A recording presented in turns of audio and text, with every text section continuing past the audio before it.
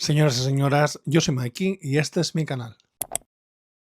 Señoras, en el vídeo de hoy quiero volver al momento nostalgia que me llena por dentro en los últimos meses. Y últimamente me he dado cuenta que cuando me pongo nostálgica es más bien cuando os hablo de series, cuando os hablo de cine, ya sea aquí o ya sea en Instagram. Es más cuando hablo, pues eso, de K-dramas, de películas y cosas así. Y me he hecho una listita de libritos de la década de los 2000 que quería pues compartir con vosotras realmente. O sea, no es una lista en la que quiera decir, buah, me voy a hacer una clase magistral sobre cómo son los 2000.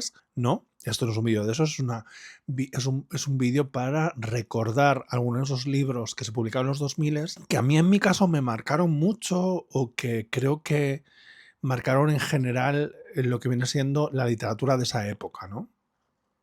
Yo aquí no voy a hablar solo de los libros que yo leí en los 2000, de hecho quiero hablar de libros de los 2000, en el sentido que voy a hablar de libros que se publicaron en los 2000 en su lengua original, cuando se publicaron por primera vez, casi todos son en inglés, primeras ediciones, porque ya hemos hablado de eso muchas veces en este canal y sobre todo cuando hablamos de momentos nostalgia, una es básica y yo he leído mucha literatura anglosajona a lo largo de mi vida. Son los clásicos que me gustan, son las series que me gustan el 90% de las veces y realmente, por suerte o por desgracia, hoy estoy hablando de lo que a mí me marcó de manera real y las cosas que me gustaron a mí. En otro momento igual podemos hablar de otros libros, podemos hablar de los libros de los 2000 que se publicaron en España, escritos por autores españoles, novelas noventeras. Yo de los 90 tengo igual en mente algún grupo más de autores nacionales de los que podemos hablar, como puede ser la generación Cronen. Pero bueno, para mí los 2000 estuvieron marcados sobre todo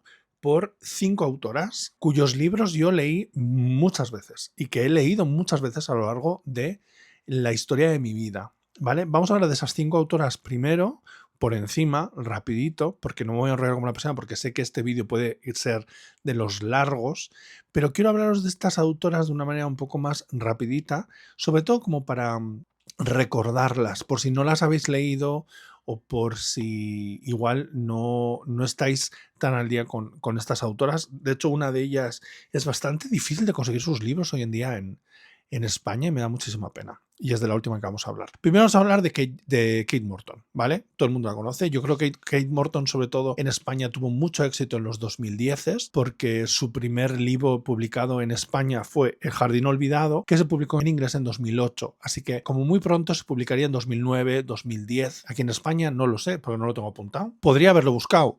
Sí. El jardín olvidado fue su segunda novela. La primera novela fue La casa de Riverton y fue su primera novela publicada en inglés, pero la segunda novela de ella publicada en España, que además se publicó primero en bolsillo. Kate Morton es conocida por hacer un tipo de novela muy específica, unas novelas que siempre tienen doble hilo temporal, se centran en personajes femeninos, tienes siempre como secretos familiares, una mansión en Inglaterra, etcétera, etcétera. A mí son libros que me gustan mucho. Yo es verdad que mi libro favorito de ella es el del cumpleaños, que ahora no me acuerdo del título, es el que yo fue el primero que leí y luego fui hacia atrás. Pero para mí Kate Morton es un ejemplo claro de la literatura que se hacía en los 2000, ¿no? Hacia finales de los 2000 y que luego dio el salto a los 2010 y que durante muchísimo tiempo es la literatura que estuvo de moda, ¿no? Hacia finales de los 2000, principios de los 2010, ese tipo de literatura de señoras, como digo hoy en día, con muchísimo cariño, ya sabéis, porque aquí todas somos señoras, y que marcó mucho mi forma de leer. Por de pronto, una de las cosas que más me gusta en el mundo mundial es un buen doble hilo temporal. Es una cosa que a mí me fascina. El ir descubriendo la historia del pasado a la vez que los personajes del presente, me encanta. No lo inventó Kate Morton, quiero decir. No estoy diciendo que Kate Morton lo inventara, pero para mí es la que me marcó más ese tipo de escritura con ese punto, ¿no? Porque luego vamos a hablar de otra autora que también hace eso. Otra autora muy de esa época y que yo hasta sí que la leí en los 2000, hacia finales, fue Audrey Niffenegger. Hemos hablado de Audrey Niffenegger mucho últimamente en el canal porque me acabo de releer Una inquietante simetría, que es el segundo libro, se lo publicó en 2009 en Estados Unidos y creo que llegó a España en 2010, finales del 9, principios del 10. La mujer del viajero del tiempo, que es el libro más conocido de ella, que se publicó en 2003, se convirtió en todo un fenómeno editorial, llegó a tener su propia película, en los 2010, creo que a principios de 2011, 2012 sería, no me acuerdo. Y luego, ahora se acaba de anunciar que va a haber una secuela de ese libro centrado en la hija de los protagonistas. Lo interesante, yo creo, de estas novelas es que tienen un punto de fantasía urbana que me gusta. Por un lado, en El viajero en el tiempo tienes obviamente los viajes en el tiempo. ¿Es fantasía o ciencia ficción? Claro, el viaje en el tiempo, pero bueno, tienes a este hombre que puede viajar en el tiempo y luego en Una inquietante simetría tienes fantasmas, que es el fantasma de la tía de las protagonistas, ¿no? A mí son libros que me gustaron mucho, que me marcaron mucho también, una vez más, la manera en que estaban escritos y que se convirtieron en ese bloque de autoras de como cosas de señoras que a mí me fueron marcando mucho luego en años de después, ¿no? Se convirtieron un poco en las precursoras, yo creo, tanto Kate Morton como Niffenegger, como algunas otras autoras que vamos a hablar después, en lo que yo llamo libros de señoras y esos libros que a mí me marcaron muchísimo. La tercera autora de la que os quiero hablar es Diane Setterfield. Diane Setterfield es una autora más complicada de explicar. Ella publicó solo un libro en los 2000, que lo publicó en 2006, el cuento número 13. Luego hasta la década siguiente no llegó a publicar otra vez. Tarda mucho en publicar entre sus libros, tanto ella como la siguiente autora. El cuento número 13, volvemos a ese doble hilo temporal, en el que por un lado tenemos a una escritora que se está muriendo y que quiere contarle su historia a alguien para que escriba un libro sobre su vida, ¿no? Una biografía. Y por otro lado tenemos la propia historia de la autora, que se llama Vida Winter, la protagonista, y su pasado en la casa donde vive, su pasado con la gente de esa casa y los secretos familiares que llenaron esta historia de tanto misterio, ¿no? Es un libro que funciona como un tiro, la verdad. A mí me parece que está escrito de una manera que es muy fácil de seguir, pero no deja de ser literaria y que se lee maravillosamente bien. Yo creo que es el libro que más veces he recomendado. Tiene también adaptación, una adaptación de la BBC, que de nuevo es de esas adaptaciones que, aunque no está a la altura del libro, funciona mucho cuando necesitas un poco de el abrazo de ese libro. Muchas veces hay ciertas adaptaciones que funcionan, yo creo, sobre todo cuando has leído el libro. Cuando es un libro que te gusta mucho y que pues igual no quieres releerlo tan a menudo. O sea, no es un libro que tú quieras releerlo todos los años, pero sí que una película basada en ese libro la puedes ver todos los años, ¿no? Y el cuento número 13 funciona muy bien como eso, ¿no? Como un sustitutivo de releer el libro. Una película que es muy fiel a la novela, que tiene a tres actrices brutales como son Olivia Colman, Vanessa Redgrave y Sansa Stark, que siempre digo Sansa Stark, Sophie Turner, que están maravillosas. En una película cuya ambientación está muy bien. Yo, por ejemplo, utilizo mucho la música de esta película para leer. Me pongo mucho cuando estoy leyendo novela de thriller o novela un poco más oscura, novela de terror. Escucho mucho esta banda sonora. Y es una película que funciona muy bien cuando a ti te ha gustado el libro y es un libro que te gusta tanto que necesitas consumir esa historia de vez en cuando, ¿no? Una vez al año, una vez cada 6 meses o cada 2 años, depende de cada uno. Ya sabéis que aquí nosotros somos muy de releer, de revisitar películas, de volver a ver series. Es una cosa que a mí me gusta mucho y sobre todo cuando estás en una época un poco nostálgica, en la que necesitas volver a esas historias que te marcaron en su momento, ya sea cuando eras muy joven o cuando tenías 20 años. Yo ahora mismo este año cumplo 43, entonces estamos hablando de hace media vida, literalmente, ¿no? Este libro y esta película para mí son muy importantes. Yo creo que seguramente sea el libro que mejor describe mi gusto literario, que mejor describe lo que a mí me ha marcado a lo largo de los años, y no siempre puedo leerme el libro, o no quiero leerme el libro todos los años. Como que te coge mucho espacio, sobre todo como en mi caso estás leyendo menos, ¿no? Pero me gusta ver la película de vez en cuando. Es una película que he visto bastantes veces y que ahora que la tengo en DVD incluso más, no sé, vale mucha pena. Es una pena que la película no esté en ningún lado. Creo que estuvo en su momento en Filmin y está en su momento en Prime Video. No sé si queda en Prime Video. Si sigue en Prime Video creo que está solo en castellano, solo doblada. Primero leed el libro y luego ya si queréis ver la película la veis. Después otra autora que me marcó mucho, que es de su primer libro, se publicó en 2004, es Susanna Clarke, que es la autora de Jonathan Strange y el señor Norrell, que es una novela de fantasía ambientada en la época victoriana, que parece una novela de Dickens, una novela de Elizabeth Gaskell, pero que tiene magia, que tiene el estudio de la magia. Es en el victorianismo, pero en el que la magia existe. Es un libro tochal y es un libro que ha seguido manteniéndose a lo largo de los años. Todavía hoy en día ves a mucha gente hablando de él, releyéndolo, comentando. Yo creo que también ayuda mucho que hace un par de años la autora sacó Piranesi, que lo petó muchísimo y entonces mucha gente fue a este libro. Es un libro también que le gusta mucho a autoras como R.F. Kuang o autoras de fantasía moderna que ahora mismo están funcionando muy bien y entonces sus gustos literarios siempre tiran un poco para atrás, ¿no? Como cuando el Dark Academia se puso de moda y de repente todo el mundo estaba leyendo El secreto de Donna Tartt. Pues lo mismo pasa un poco con Jonathan Strange. Pero es verdad que Jonathan Strange está escrita más como una novela victoriana, es una novela que igual requiere más concentración, requiere un poco más de esfuerzo, sobre todo hoy en día, yo creo, vale mucho la pena. Hay una serie,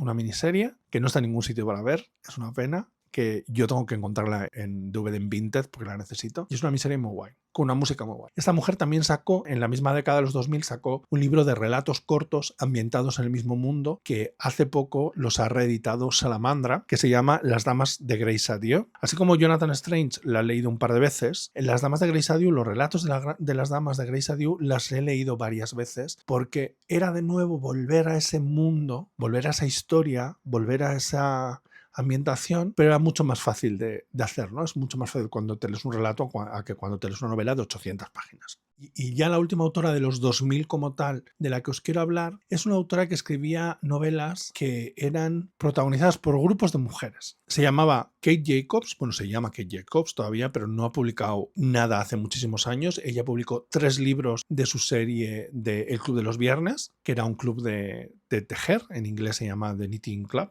si no me equivoco. Es una historia de un grupo de señoras que se juntan a hacer punto y crochet y todo eso en una tienda específica de lanas, etcétera, etcétera. Y van a ir contándote la historia de cada una y cómo se intercalan. Hay una madre e hija también entre el grupo, etcétera, etcétera. Es una novela que tiene bastante punto triste.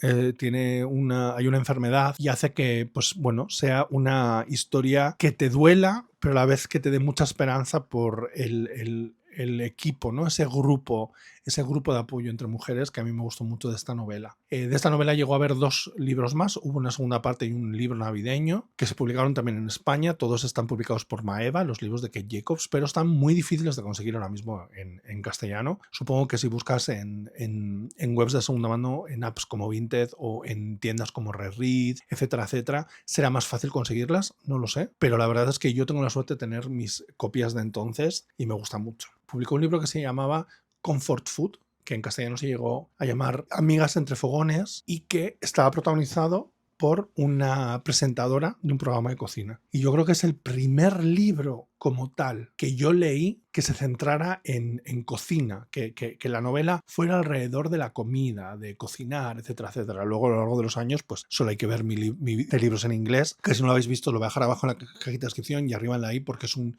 vídeo que no lo está viendo mucha gente. Yo entiendo que no todo el mundo lee libros en inglés, entonces bueno, pero que vale mucho la pena echarle un ojo porque muchos de los libros de los que os hablo también están traducidos al castellano y vale la pena verlos. Este libro, lo que estaba hablando, Amiga entre fogones, que se centra en una presentada de un programa de cocina, etcétera, etcétera, pues como que convirtió el cocinar en libro como algo que a mí me podía interesar, ¿no? Y de hecho yo creo que este libro me gusta más que El Club de los Viernes, que es más famoso y que en general gusta más, pero yo creo que en el caso de Amigas entre fogones, el toque de que la cocina sea tan importante hace que a mí me gusta más.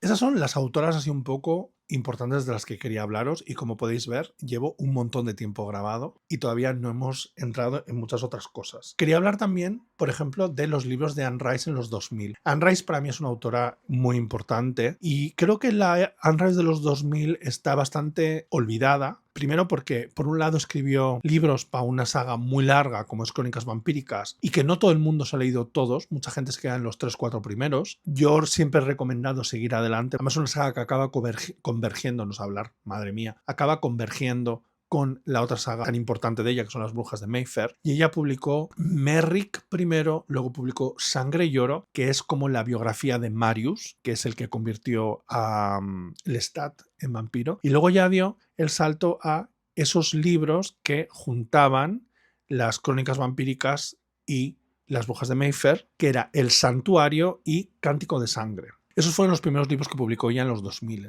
Después entró en una fase que a mí se me pareció muy interesante y que la gente, yo creo que mucha gente que no sabe esto de Anne Rice, que es que ella volvió al catolicismo. Ella era una mujer católica, dejó de ser católica, se alejó de todo lo religioso y de repente en los 2000 tuvo como una vuelta a la fe y decidió dejar de escribir sobre vampiros y escribir sobre Jesucristo nuestro Señor. Amén. En el año 2005 publicó el primer libro de una trilogía que nunca llegó a terminar, protagonizada por Jesús. La serie se llamaba El Mesías en España y el primero era El niño judío y luego hizo Camino a Caná. Esa trilogía nunca llegó a terminarse porque ella repudió el catolicismo, su hijo es gay y entonces ella se sentía que no podía formar parte de una iglesia que no tenía amor por su hijo, obviamente, ¿no? Además de esos dos libros, ella también publicó una autobiografía, unas memorias sobre su vuelta al catolicismo y además empezó otra serie que eran las Crónicas Angelicales, que el primer libro se llamaba La Hora del Ángel, el segundo se publicó ya en los 2010 y luego ya no terminó tampoco esa trilogía. O sea, las dos trilogías que ella empezó en su era católica no terminaron. A mí me da mucha pena, sobre todo la trilogía de Jesús, porque la visión que ella tenía de Jesús era muy interesante. Era muy diferente a muchas de las novelas sobre Jesús que nos han llegado hoy en día, incluso a las novelas que se están publicando hoy en día, porque por ejemplo ahora tenemos autores nacionales como Cristian Gálvez, ¿no? Creo que está escribiendo varios libros sobre Jesús. Y su Jesucristo era muy interesante y tenía muchas cosas en común con Lestat. Yo me leí los dos libros y me gustaron mucho, la verdad. Dentro de que, pues bueno, era un poco propaganda católica. Pero bueno, a ver, yo soy catequista. Entonces, bueno, todos tenemos un pasado. Más libros de esa época me gustaron, que no son ni Anne Rice ni de estas autoras que me marcaron tanto, que seguramente muchos de vosotros conozcáis. Pero bueno, me apetecía recordarla, ¿no? Esta Expiación de Ian McEwan, una novela preciosa, súper bien escrita. Es la primera novela que yo leí de Ian McEwan y me enamoró completamente. Es verdad que yo leí el libro después de ver la película, así que no te puedo decir en qué año realmente lo leí, pero yo creo que es una de esas grandes novelas británicas de los 2000.